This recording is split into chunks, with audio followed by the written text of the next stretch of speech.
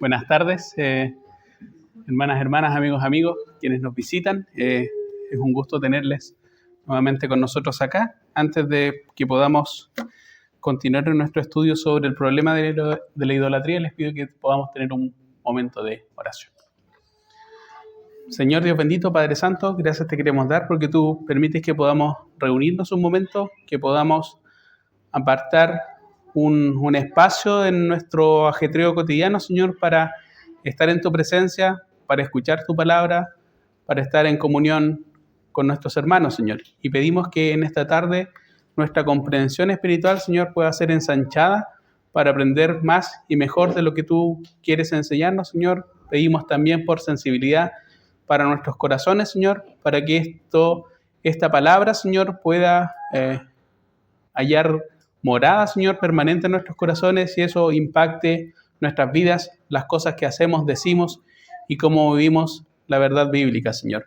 Permite que tu Espíritu se pueda mover con libertad y poder dentro de nosotros en esta tarde y que podamos tener una reunión edificante sin inconvenientes. Y esto lo pedimos en el nombre del Señor Jesús. Amén. Bien.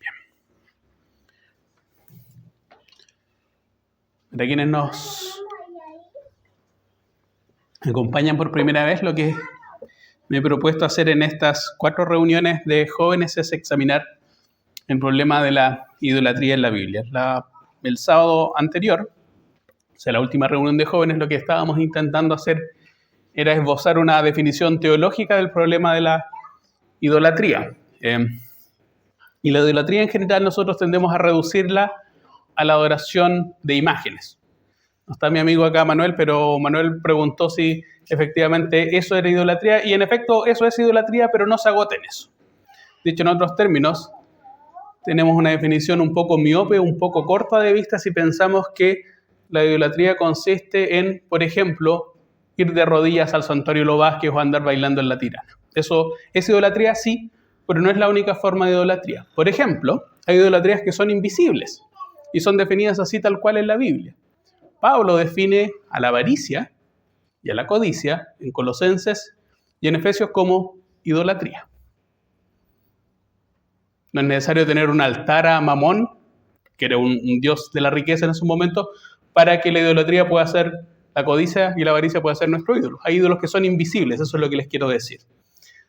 De manera tal que, si pensamos que la idolatría es solamente la adoración de imágenes, es cierto, pero al mismo tiempo no lo es.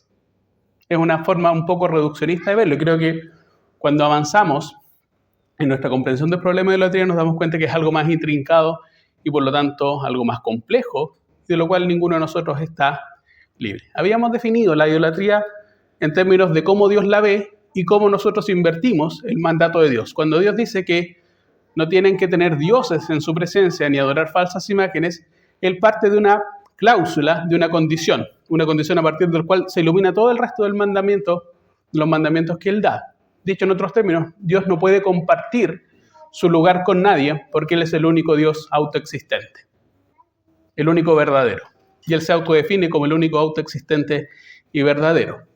Dios define también que no puede compartir su adoración con nadie más porque nosotros en relación para con Él somos criaturas, somos siervos. Él es Dios, nosotros no somos dioses.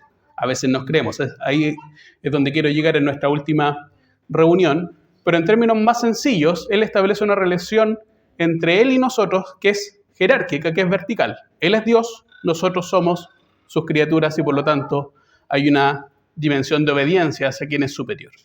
Y por último, Dios demandaba que la adoración exclusiva le correspondía en razón también de lo que Él había obrado en beneficio de su pueblo. La adoración exclusiva debería ser la consecuencia natural de corazones agradecidos. Una vez que evalúan lo que Dios ha hecho por nosotros, es cómo no darle las gracias entonces a esa fuente única y exclusiva de todo bien para nosotros. Y habíamos definido también que justamente por eso la idolatría es una inversión, en términos teológicos, de cada uno de esos puntos.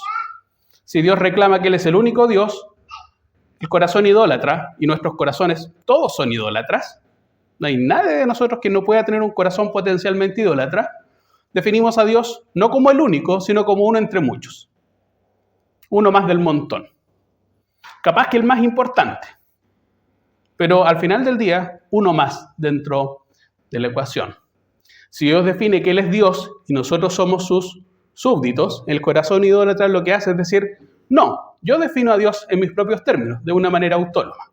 Entonces uno comienza a crear a Dios a su pinta, a su imagen y semejanza. Uno edita a Dios.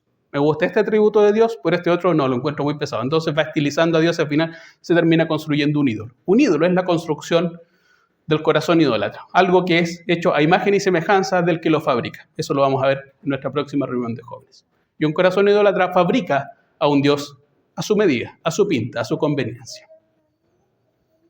Invierte relación. Nosotros somos hechos a imagen y semejanza de Él, el ídolo es hecho a imagen y semejanza del idólatra.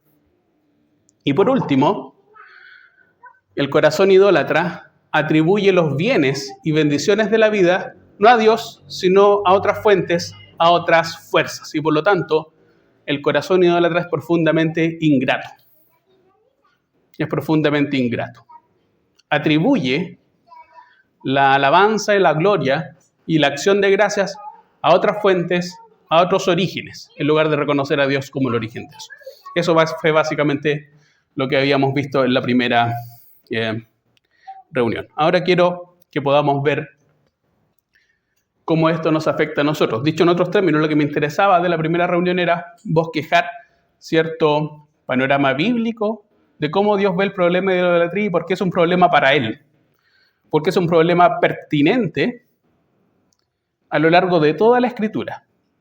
Lo que quiero que podamos aprender el día de hoy, la gracia de Dios, es cómo esto afecta a nosotros, cómo nos afecta a nosotros, cuáles son las consecuencias. ¿Por qué no es solamente un pecado?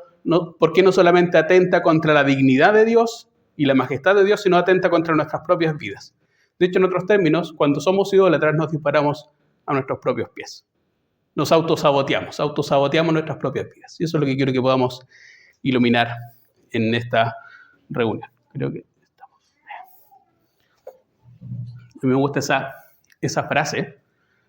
Si pudiéramos tener un momento para leerla y mascullarla, estaría muy bueno. El punto acá es que incluso si tú dices, no hay Dios, yo no creo en Dios, no significa que no creas en nada. No es que un ateo no sea idólatra. No es que un ateo haya desarrollado, en otros términos, una racionalidad tal que le permita estar más allá del bien y el mal y dejar de pensar en los dioses o en el mundo sobrenatural. Un ateo adora cualquier cosa. Ese es el punto. Nosotros necesitamos adorar. Nosotros estamos diseñados para adorar. Y el punto del millón es si vamos a adorar al único Dios que merece la pena adorar o en su reemplazo vamos a ser capaces de adorar cualquier cosa. Si recuerdan en nuestra primera reunión, incluso hasta guarenes. Uno puede adorar hasta guarenes. Esos pueden ser tus ídolos.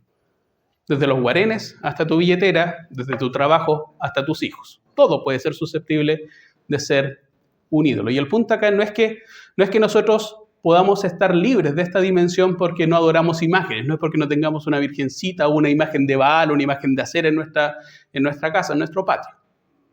Corremos el riesgo de, si no adoramos a Dios, terminar adorando cualquier cosa. Y esa es la primera cuestión que quiero ver acá. Quiero avanzar con lo siguiente. En general, cuando uno mapea el problema de la idolatría en la Biblia, y ya habíamos dicho en la primera reunión que este era un problema recurrente, que está desde Génesis hasta Apocalipsis, y que en términos de menciones en la Biblia es uno de los temas más populares. No es un tema recóndito, no es una nota al pie de página un poco oscura en un libro de una página de los 12 profetas menores. Es un libro que recorre y cruza la Biblia de tapa a tapa. Y cuando uno sistematiza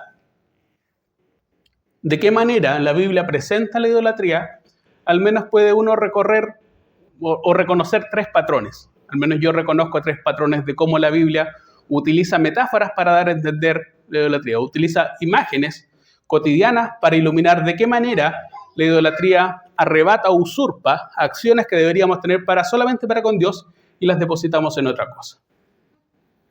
Dios de nosotros demanda, insistiría, lealtad, confianza y amor. Muchas cosas. Lo que hacen los ídolos es sistemáticamente usurpar estas tres acciones que Dios demanda de nosotros y anclárselas hacia ellos. Un corazón idólatra obedece a los ídolos, confía en los ídolos y ama a los ídolos. Esas tres formas de expresar la idolatría aparecen sistemáticamente en la Biblia y es lo que quiero ir profundizando y explicando en algún momento. Un corazón idólatra hace eso, obedece a sus ídolos, confía en sus ídolos y ama a sus ídolos.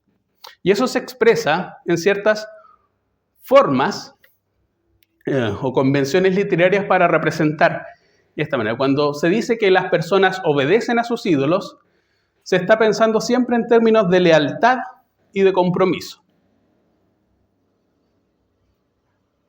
Y eso está asociado con una imagen que es particularmente potente, que es la idea de Dios como Señor. Al Señor yo le debo lealtad porque Él es el único y le debo obediencia. Hay un compromiso de lealtad. Dios es un Dios de pacto. Y por lo tanto, cuando Él se presenta como Señor, cuando Él se presenta como Dios, Él demanda de parte de nuestra el respeto por ese pacto, lealtad y obediencia. Lo que hace el ídolo como Señor, con minúscula, es intentar usurpar esa dimensión. Ya lo quiero explicar con algunas expresiones bíblicas.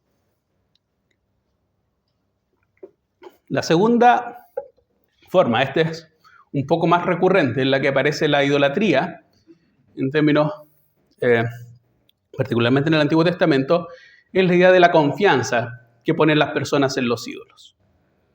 Ven a los ídolos, en ese sentido, como demandan de los ídolos o esperan de los ídolos recibir seguridad y paz. En momentos de aflicción, el ídolo te debería proporcionar seguridad y paz.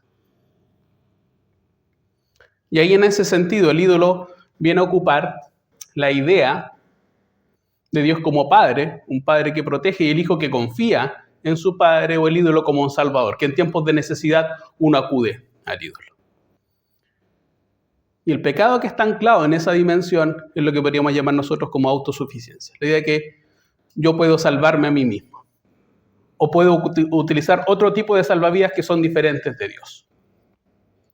Y la tercera manera, y esta es la más importante en términos cuantitativos y cualitativos en la Escritura, es la idea de que las personas desplazan su corazón y sus afectos hacia los ídolos. Por un lado, hemos hablado de obediencia, por otra parte, obediencia y lealtad, por otra parte, hemos hablado de confianza y seguridad o protección. Acá podemos hablar también de afectos y amor. El ídolo usurpa nuestro amor hacia Dios y lo ancla en Él. Y entonces acá el ídolo se convierte en la fuente de la búsqueda de deleite y satisfacción del corazón idólatra. Y eso aparece en una metáfora muy recurrente e importante en la Biblia de Dios como esposo. Y cuando Dios aparece como esposo, entonces la idolatría es equivalente a infidelidad y adulterio.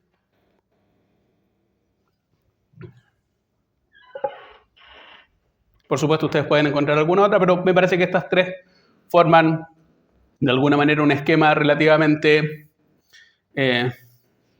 completo y claro de cómo la idolatría intenta usurpar o arrebatar cosas que Dios espera que la anclemos en Él y las atribuimos a otra cosa.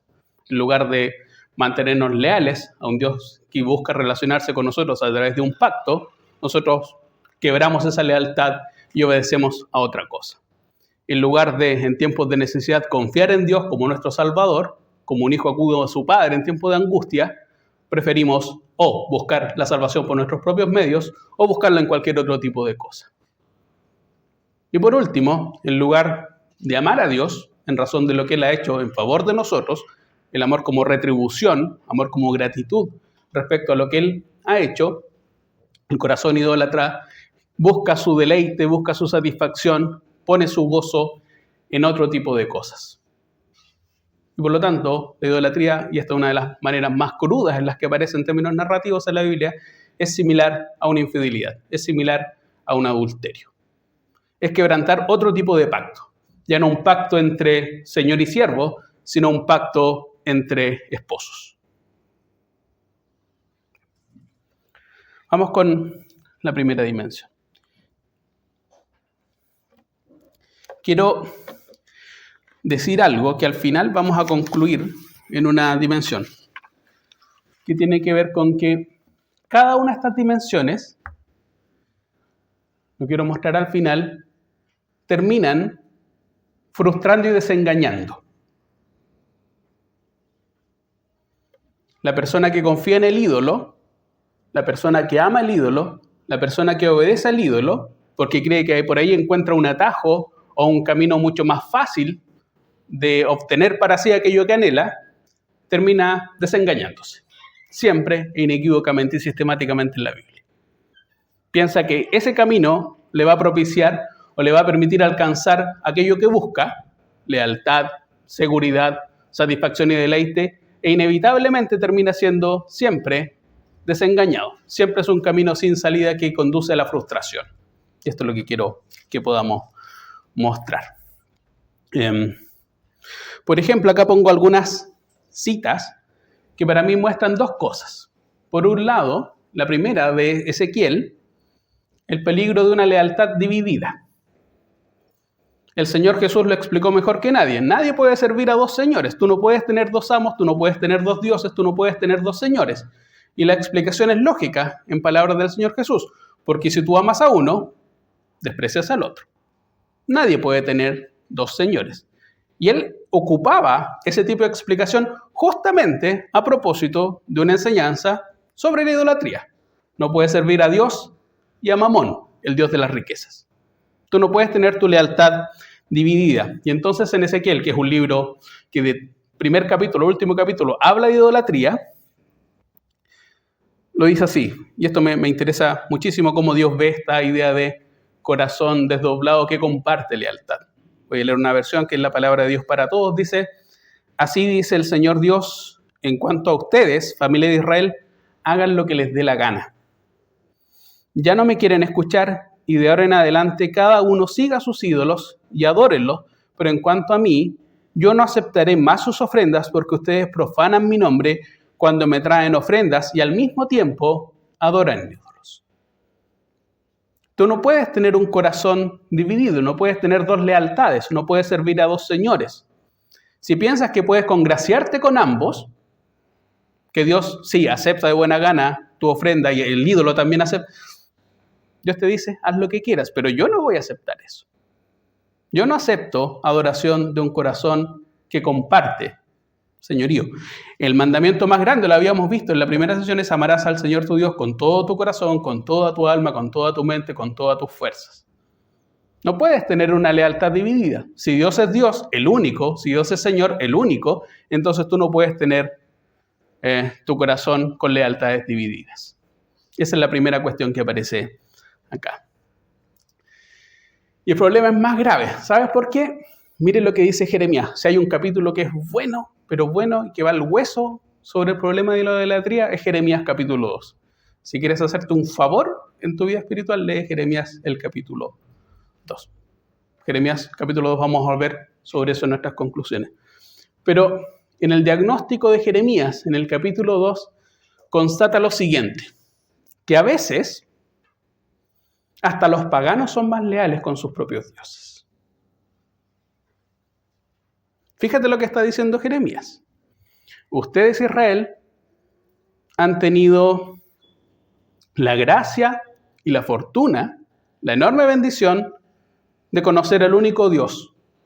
Las personas que conocen a los ídolos terminan siendo muchas veces más leales a sus ídolos y no los cambian como ustedes me cambian a mí, pese a que esos ídolos no son nada. Así dice Jeremías 2, verso 10 y 11. Nueva versión viva, Nueva Biblia viva. Dice, miren en torno y vean si pueden encontrar otra nación en cualquier parte del mundo que haya cambiado sus antiguos dioses por otros nuevos, aunque sus dioses nada sean. Envíen a Occidente, a la isla de Chipre, envíen a los orientes, a los desiertos de Cedar, y vean si allí hay alguien que jamás haya oído algo tan extraño. Y solo mi pueblo ha renunciado a su glorioso Dios a cambio de ídolos ridículos. Jeremías constata lo siguiente. Si miras a cualquier parte del mundo, y hay una especie de imagen que si se van a Chipre, lo que para el imaginario de esa época podría ser lo más a occidente que pueden imaginar, y si miran los desiertos de Seir, lo más oriente que pueden, todo el mundo conocido, miren, se van a dar cuenta que no hay ningún pueblo, ni uno solo, que sea tan desleal con sus dioses, sabiendo que no son dioses, como lo son ustedes. Esto es abrumador, esto es chocante, esto es doloroso. Versículo, el que dice más adelante, el versículo 12, dice, los cielos están espantados ante semejante idea y retroceden horrorizados y consternados. Cuando el cielo mira lo que están haciendo, esa es la imagen. Dios horrorizado al constatar que los paganos que adoran ídolos son mucho más leales con sus ídolos que aquellos que supuestamente conocen al único Dios vivo y verdadero. Y cuando las personas obedecen a los ídolos y le sirven a los ídolos, una de las cuestiones más dolorosas es que pueden incluso en ese proceso sacrificar hasta lo más valioso que puedan tener en su vida. Piensen que el pueblo de Israel en algún momento sacrifica a sus ídolos, sacrifica a sus hijos en los brazos de los ídolos. Hay un culto cananeo, que es el culto a Moloch, que exigía o que demandaba que los niños recién nacidos fuesen quemados en holocausto en los brazos del dios Moloch. Y es un reclamo que aparece sistemáticamente en la Biblia. Ustedes llegaron hasta este punto, por esa obediencia irreflexiva a los ídolos, a sacrificar, en disponer en sus brazos, quemar lo más importante. Dios no insistiría, Dios no comparte su lugar con nadie. Tú no puedes, dicho en términos chilenos más coloquiales, jugar a dos bandos. Dios no puede, no admite eso. Tú no puedes servir a dos señores. No puedes. Y no puedes ser peor que un pagano. Si esto es lo más doloroso de Jeremías capítulo 2. Los paganos son más leales con sus dioses que los israelitas con el único Dios vivo y verdadero. Y en ese camino incorrecto, puedes terminar sacrificando lo más valioso para ti, que pueden ser incluso tus hijos como ofrenda voluntaria a esos ídolos falsos. Siguiente punto. Confían.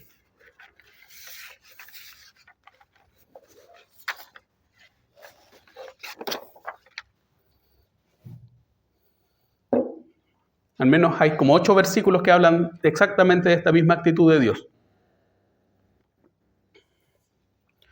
Sistemáticamente el pueblo de Israel,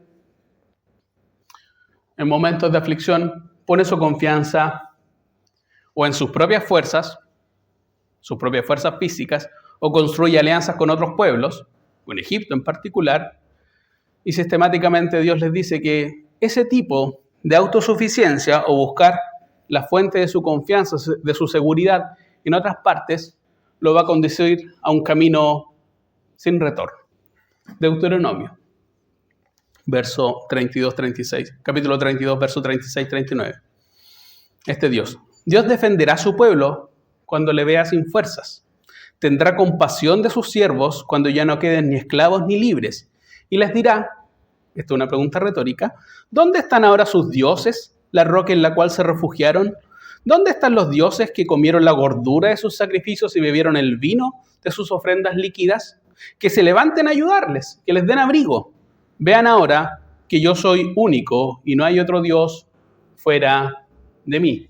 El mismo reclamo que se repite en Jeremías capítulo 2. ¿Por qué no invocan? Israel está cautivo. ¿Y por qué en ese momento dice, por qué no invocas a esos dioses que has fabricado? Cuando lleguen los problemas, que ellos te salven si pueden. Pues tú tienes tantos dioses como ciudades hay en Judá. E Isaías, otro libro que habla de tapa a tapa, sobre idolatría, dice lo siguiente. Veamos si sus ídolos pueden salvarlos cuando clamen a ellos por ayuda. Vaya, un soplo de viento puede derrumbarlos. Basta con que uno respire sobre ellos para que caigan de cabeza. Pero el que confía en mí heredará la tierra y poseerá mi monte santo. Isaías tiene 2 pasajes muy similares a esto. Pero el punto ya lo pueden notar. En el momento de mayor aflicción, en el momento de mayor angustia, tú pones tu confianza en que tu salvación va a provenir de otra fuente que es distinta a Dios. Y cuando llega justamente ese momento donde tú lo necesitas, descubre que ese ídolo no te sirve de nada. Y Dios acá se mofa, ocupa un tono burlón, un tono satírico para decir, ya pues, vamos a ver si te ayudan. Ahora que estás en angustia, ahora que estás clamando, veamos si te responden. Toda esa confianza que construyes la estás poniendo en nada, en un ídolo que tú lo soplas y se va de cabeza, dice Isaías. Cuando lleguen los problemas, vamos a ver si te responden. Y Deuteronomio, después de constatar eso, va a decir, pese a eso, en ese momento de angustia, yo voy a acudir ahí por amor de mi nombre. Y vas a reconocer ahí que solo hay un Dios. El punto es que quien confía en el ídolo acá, para su seguridad, para su protección, siempre termina defraudado. Porque en el momento decisivo, cuando tiene que servir exactamente eso como salvavidas, no están y no funcionan. Tú puedes construir toda tu fuente de seguridad, toda tu fuente de confianza en algo que sabes que te va a defraudar. Te va a defraudar. Y en ese momento vas a reconocer la impotencia. Un Salvador que nos salva. Y Dios se burla de ese momento. En el momento de mayor necesidad, cuando apeles a ese ídolo en el que has puesto tu confianza, porque me has desplazado a mí para ponerlo en otra cosa, vas a descubrir que esa otra cosa no sirve para nada. La más fuerte de todas, amor. Así como hay un capítulo bueno para aprender de idolatría, que es Jeremías capítulo 2, hay muchísimos. Si hay un capítulo doloroso para aprender de la idolatría como infidelidad o adulterio, es el capítulo 16 de Ezequiel. El capítulo 16 de Ezequiel es particularmente doloroso, particularmente gráfico, no lo vamos a leer en honor al tiempo. Pero el capítulo 16 de Ezequiel narra una historia donde Dios se presenta como alguien que ve tirado en el suelo, en el desierto, a una pequeña mujer malherida, sucia, hedionda, hambrienta. Entonces la levanta de ese estado de postración, la cuida, la mima, la embellece, la nutre, sana sus heridas, la termina poniendo bella y hermosa. Y en ese momento donde está bella y hermosa, en su arrogancia dice, ya no te necesito, Dios, y se va con el primero que pase. Y va de tumbos en tumbos hasta descubrir que todos sus amantes la abandonaron y en ese camino incluso perdió la comunión con Dios.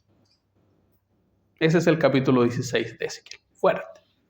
Ahora, si no es suficientemente fuerte, hay un libro completo, literalmente, que habla de la idolatría como adulterio.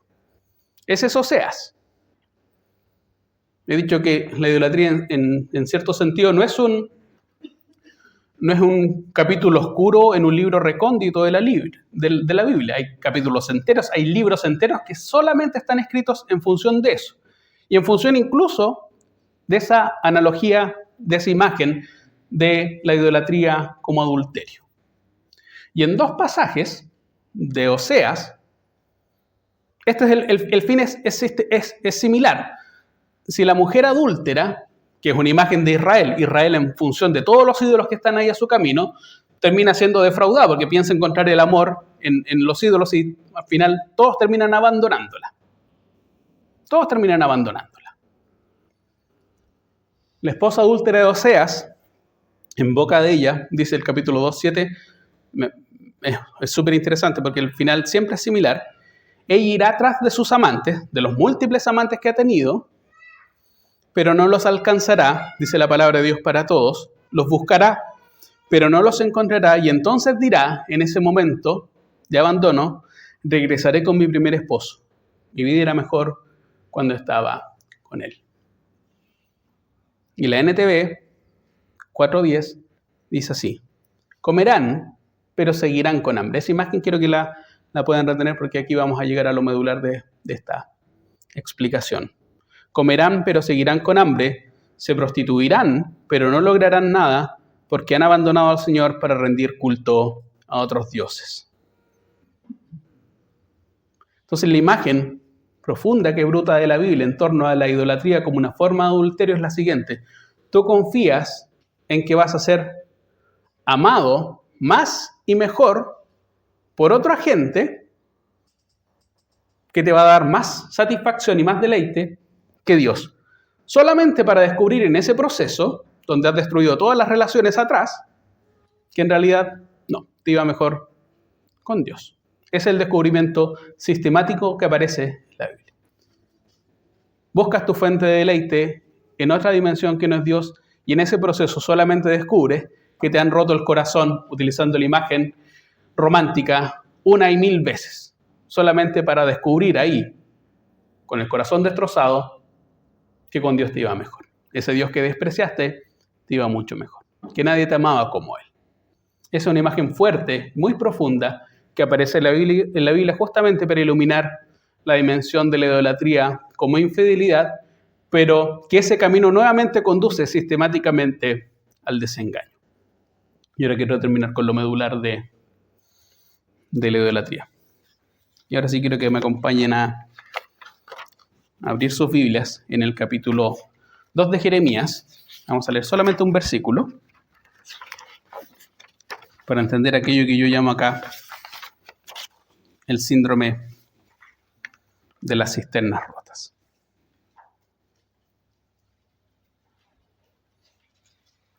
Si se fijaron, el que obedecía a un ídolo termina arruinando su vida, obedeciendo a un ídolo que solo quiere la destrucción de lo más precioso para él. El que confía en un ídolo termina siempre desengañado, porque cuando más lo necesita, no está. El que ama a un ídolo destruye todo, es ingrato con aquellos que lo amó cuando no merecía ser amado y se va tras de otros amores para descubrir que en realidad no la aman y que queda sola y que le iba mucho mejor con Dios. Lo que demuestra este ciclo, es exactamente lo mismo, que la idolatría siempre termina en desengaño y en frustración. Y ese ciclo aparece acá retratado con una imagen muy potente, muy clara, que es la idea de las cisternas rotas. Dice así Jeremías capítulo 2, verso 13. Este va a ser el versículo importante que vamos a examinar hoy. Después de haber descrito eso, el capítulo 2 es importante porque aparecen casi todas las metáforas juntas. Describe a Israel como una nación infiel que se va tras de otros amantes, como otros ídolos, descubre que son más paganos y más infieles, son más poco leales con el pacto, incluso que hasta el peor de los pueblos paganos es mucho más leales con sus dioses, a diferencia de Israel. Y aparece en el versículo 13 la voz de Dios. Porque dos males ha hecho mi pueblo. Me dejaron a mí, fuente de agua viva, y cavaron para sí cisternas rotas que no retienen agua. La NBI dice así: dos son los pecados que ha cometido mi pueblo. Me han abandonado a mí, fuente de agua viva, y han cavado sus propias cisternas rotas que no retienen agua. Una cisterna, y esta es una aclaración que probablemente en el norte no tendría que hacerla, pero sí tengo que hacerla acá en el sur, donde el agua es un problema. El problema es la abundancia, no la ausencia, no la carencia. Piensan en Israel como una zona desértica. No hay agua, no tienen el río Biobío, ni llueve 200 días en el año, llueve muy poco. Entonces tú tienes una agricultura que depende de dos dimensiones.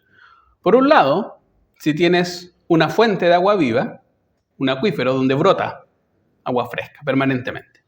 Ese es un escenario ideal. Si en tu parcela, en tu terreno, tienes un acuífero donde brota agua, un manantial, llamémoslo así, un manantial del que brota esa agua, asunto resuelto, te ganaste la lotería. Pero si no lo tienes, lo que te queda es cavar unos pequeños pozos que retengan agua de la lluvia, de las pocas veces en que llueve, para juntar y acumular esa agua. Esa es una cisterna. ¿Te entiende la imagen o no? En una hay provisión continua, permanente de agua fresca. En la otra es un invento humano para intentar atrapar lo poco que hay. Agua estancada, que no se renueva. Es como tener una piscina sin uso a veces durante meses. Vamos a ver si alguien quiere tomar de esa agüita de piscina. Pero es una forma de utilizar o de recuperar agua. Y esta es la imagen. Esta es la imagen que tiene acá Jeremías. 2 pecados han cometido ustedes. Me han dejado a mí, a Dios, el único Dios, que es equivalente acá a tener un manantial permanente que satisface todas tus necesidades del líquido vital. Y en lugar de eso, en lugar de quedarte conmigo, decidiste, en tu inteligencia notable, abandonarme y cambiar todo lo que tenías por construirte tú mismo una cisterna para ver si alcanzabas a juntar agua. Pero además esa cisterna, dice, es una cisterna rota.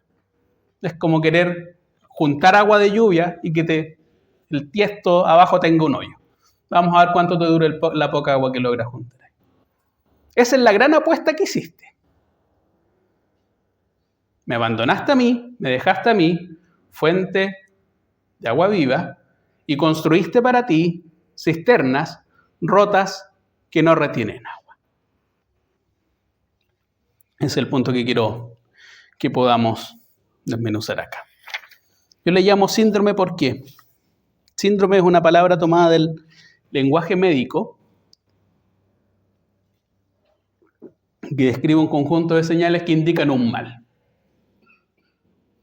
Una concurrencia de diversos elementos que cuando tú los puedes ver, tú dices, sí, yo estoy en presencia, algo extraño está pasando conmigo, no estoy bien. La concurrencia de ciertos elementos dicen, no, tu vida no va bien. Hazte un examen, revísate, anda a un especialista. Ocupando ese lenguaje y transfiriéndolo a nuestra vida espiritual, cuando tú comienzas a razonar de esta manera, como un idólatra que cambia fuente de agua viva por un manantial cavado por ti, que además no retiene agua y por lo tanto quedas en una sequía permanente, en una sed permanente, tú puedes decir, ahí hay presencia de un corazón idólatra. Ahí hay presencia de un corazón idólatra. Y el primer síntoma es abandonar a Dios. Me dejaron.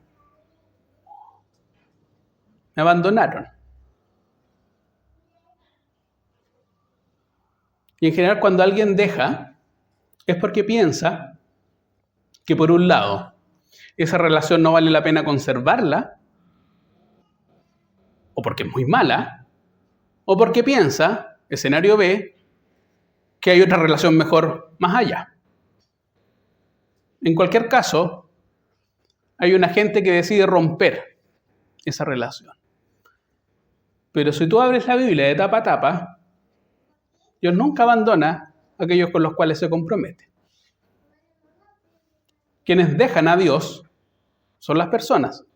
Es su creación. Dios nunca deja su creación, nunca la abandona. Ni en sus peores momentos está dispuesto a abandonarla. Incluso en tu peor momento, si tú vuelves a Dios, Él te recibe con los brazos abiertos.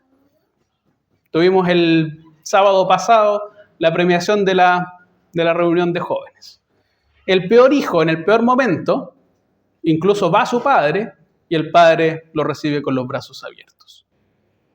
Dios nunca te deja, pero siempre sí está dispuesto a recibirte. Los que dejan a Dios unilateralmente somos nosotros. Porque pensamos que con Dios es muy malo o porque pensamos que con otro ídolo nos va a ir mucho mejor. Ese es el primer paso. Ahora, el primer paso tiene que ver con la tentación del segundo punto, que es lo que yo llamo acá el engaño del sucedáneo. Un sucedáneo es como algo que imita algo, pero que en realidad no lo es. Es como tomarte un café sucedáneo, algo que imita el sabor, pero que tú sabes que no. No es lo mismo un jugo, ustedes ya son muy jóvenes, pero no es lo mismo un jugo de naranja recién exprimido que un jugo Yupi de naranja. No es lo mismo, es un sucedáneo. De hecho, en jerga del Dr. Simi es como lo mismo, pero más barato. Eso es un sucedáneo. Y la lógica del sucedáneo es que tú piensas que las cosas que Dios te ofrece, tú las puedes obtener con menos compromiso, más barato, en otra parte. Nadie abandona a Dios si no antes se ha engañado pensando que puede obtener satisfacción, amor y deleite en otra parte. Y eso es autoengaño, eso es buscar un sucedáneo. Piensas que puedes obtener agua por tus propios medios. O que un manantial, sí, está genial, pero yo también puedo obtener agua. Puedo satisfacer mi sed capturándolo con la lluvia a través de una cisterna. Abandonas a Dios y piensas que puedes suplir esa dimensión en otro espacio, con otra cosa, con un sucedáneo. Con una versión mala, nosotros llamaríamos fruna de Dios. Eso es un ídolo. Algo que usurpa, que se parece, pero que al final del día no lo es. Es un sucedáneo. Es una falsificación, algo que imita, que no tiene ningún atributo. Por fuera parece que la cáscara es, pero por dentro no lo es. Está hueco, es vacío, no sirve. Y después, el tercer punto es que indefectiblemente te frustras. Porque cuando llega el momento de la sequía, abandonaste el sitio donde estaba el manantial, donde brotaba agua fresca día tras día, porque dijiste que en realidad tu saciedad de sed la podrías paliar en otra parte. Y piensas que puedes calmar la sed espiritual que tú tienes en otra parte, en esa cisterna. Esa cisterna tiene agua, pero una cisterna rota, que no junta agua. Que en el momento de mayor necesidad vas a tener sed. Vas a tener sed. Dios no te dice que como cristiano no vas a tener sed. Dios nunca te promete que no vas a tener sed. La sed es una condición natural en términos espirituales, no solamente física, en términos espirituales de nuestra condición después de haber roto nuestra relación con Dios en el Edén. Siempre vamos a estar buscando y conectarnos con Dios, intentando recuperar ese paraíso perdido. Siempre vamos a estar huérfanos y sedientos en este mundo. Como decía Agustín, nuestras almas no van a descansar hasta que estemos contigo, Señor. Siempre vamos a estar ansiosos hasta que lleguemos a esa fuente. Entonces Dios no va a decir que va a eliminar esa sed, porque esa sed es nuestra condición natural en este mundo caído. Lo que sí va a prometer es que Él es un manantial. Esto es, que cada vez que tengas sed, vas a tener una fuente que la va a saciar, siempre disponible, siempre hay. Entonces, hermana y hermano, si tú tienes sed espiritual, no pienses que por eso Dios te está fallando. Tener sed es nuestra condición natural. Nuestras almas tienen sed. El problema es que en lugar de saciarla en ese manantial fresco, que cada vez donde tú vas te recompones y vuelves a restaurarte, porque eso es lo que hace un manantial no elimina la sed, está disponible para saciar la sed, en lugar de eso eres como un náufrago en alta mar, sin agua, pero rodeado de agua. Entonces la tentación, imagínate de estar náufrago en un bote inflable, sin agua, es notable. Estás lleno de agua, pero tú sabes, bueno, si no lo sabes te lo advierto ahora, que si llegas a beber eso, te mueres deshidratado. Entonces tú pretendes saciar tu sed con una cosa que en lugar de saciarla, te va a dar más y más y más sed hasta terminar muriéndote, paradójicamente, deshidratado.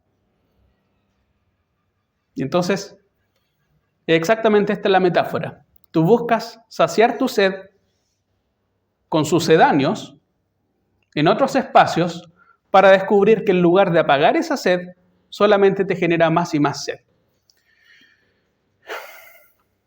Y en ese momento tú tienes un dilema. Y el dilema es, o retornas entonces a la fuente original, donde puedes apagar una y otra vez esa sed, o continúas cavando más y más profundo, cisternas rotas, y hundiéndote más en este espiral, en este loop infinito de frustración y decepción, frustración y decepción, frustración y decepción. Pienso que la imagen es muy similar, incluso en términos tan gráficos como los que estamos viendo, cuando pensamos en el Señor Jesús y la mujer samaritana en Juan 4. Para aquellos que no están familiarizados con la historia, y con esto voy cerrando, el Señor se encuentra en un pozo, una tarde muy calurosa, con una mujer samaritana que estaba buscando agua. Y Él le dice que si Él toma del agua que Él le ofrece, no va a tener sed jamás.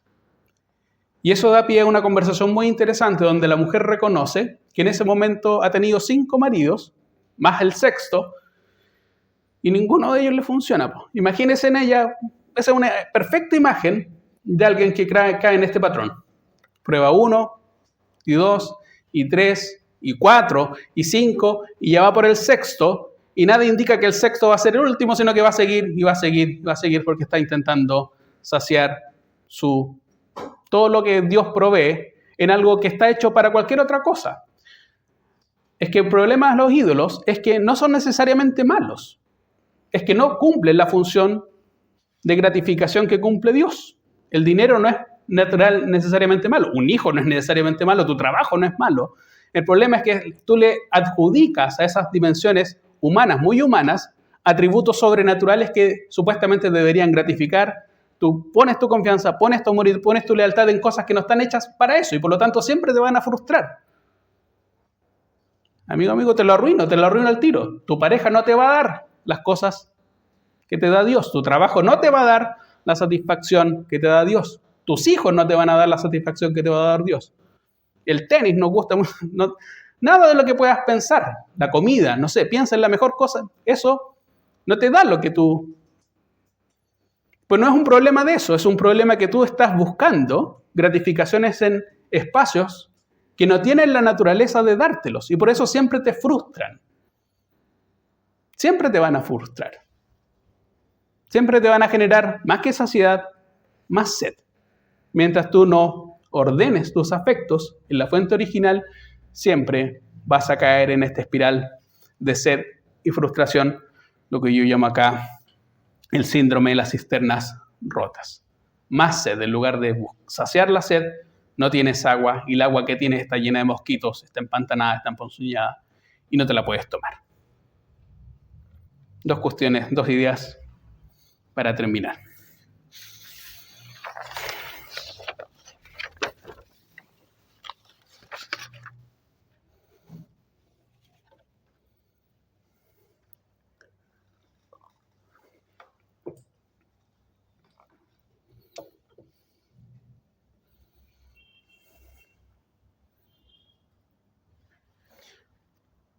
Cuando pensé en este tema para la reunión de jóvenes, pensaba que realmente en términos del lenguaje de la recurrencia de la búsqueda de sucedáneos en nuestras vidas para reemplazar a Dios.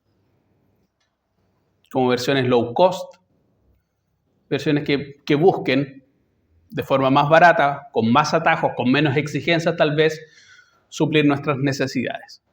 Querer tomar cosas de Dios, pero depositarlas en otra cosa. Eso es lo que yo llamo la tentación del sucedáneo. Y es un problema de todos nuestros corazones, no es un problema del peor de los idólatras, es un problema de todos nosotros. Y ya lo hemos visto, según Calvino, el problema de la idolatría está en nuestros corazones. Es una fábrica perpetua y permanente de ídolos. Y la tentación del sucedáneo es justamente esto, intentar poner en otras cosas, incluso las mejores cosas de la vida, cosas que son legítimas, buscar esas satisfacciones, esos deleites que solamente Dios puede dar. Corazón idólatra en ese sentido lleva a confiar, a obedecer y amar cosas que solo Dios espera que hagamos para con ellos y para ponerlos en otras cosas. En otras cosas, que no están diseñadas para eso. Su propósito no es eso. Su propósito es muy distinto. Que pueden parecer incluso a simple vista más populares, más atractivas, más fáciles, más convenientes, con menos exigencias y por lo tanto, en ese sentido, una salida mucho más inteligente. Pero que termina siempre, tal como lo he intentado explicar en este mensaje, en desengaño, en frustración. Los ídolos siempre defraudan, siempre.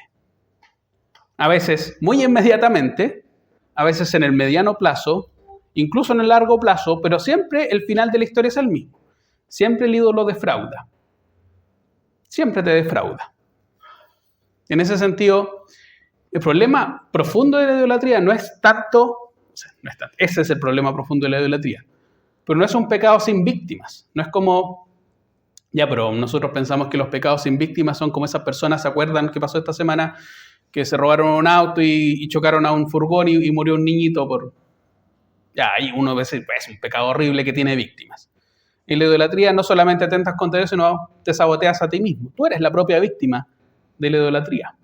Tal vez no es una víctima fatal como el caso dramático de ese niño, pero no es un pecado inocente que no tenga consecuencias, que no tenga víctimas.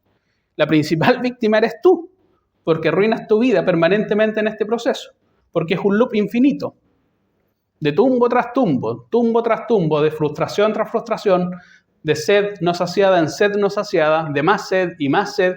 Entonces buscas otro sucedáneo, te inventas otro sucedáneo, lees que hay otro sucedáneo y nunca vas a la fuente original donde solo ahí puedes saciar tu sed. Tienen apariencia de plenitud, pero en el fondo están vacíos. Entonces inauguran una espiral descendente de frustración y decepción.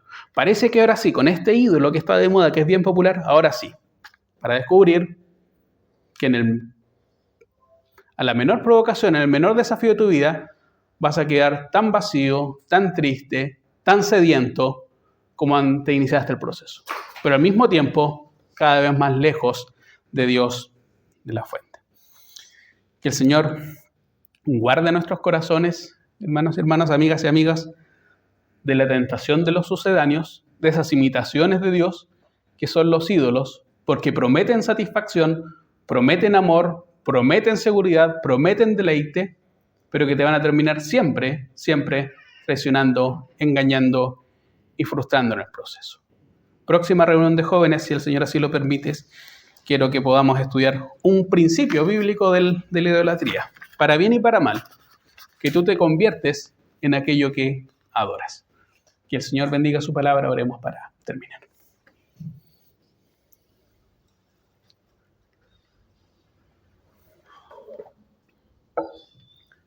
Señor Dios bendito, Padre Santo, gracias te queremos dar porque tú has permitido que podamos tener un momento de reflexión en torno a tu palabra. Ayuda a nuestros corazones, Señor, siempre tan tercos, siempre tan tendientes a irse en pos de los ídolos e irse en pos de otras cosas, de amar otras cosas, de confiar en otras cosas, de obedecer a otras cosas, Señor. Ayuda a nuestros corazones, guárdanos de la idolatría como aconsejaba Juan, Señor, y ayúdanos a poder reconocer esta tendencia en nuestros corazones y enmendarlas. Ayúdanos a no acudir a otras fuentes, sino quedarnos en la única fuente que puede saciar nuestra sed. El Señor dijo, el que bebe de mí nunca tendrá sed. Y ayúdanos, Señor, a ser conscientes de eso, que lejos de ti solamente vamos a encontrar frustración, necesidad y sed, Señor. Ayuda a nuestros corazones en este problema que es inerradicable de nuestros corazones, Señor, y ayúdanos en este sentido a tener corazones íntegros que te busquen, que podamos honrarte tal como tú lo deseas, con toda nuestra mente, con todo nuestro corazón y con todas nuestras fuerzas. Bendice las familias que están aquí representadas, guárdanos en el retorno a nuestros hogares, y esto lo pedimos en el nombre del Señor Jesús. Amén.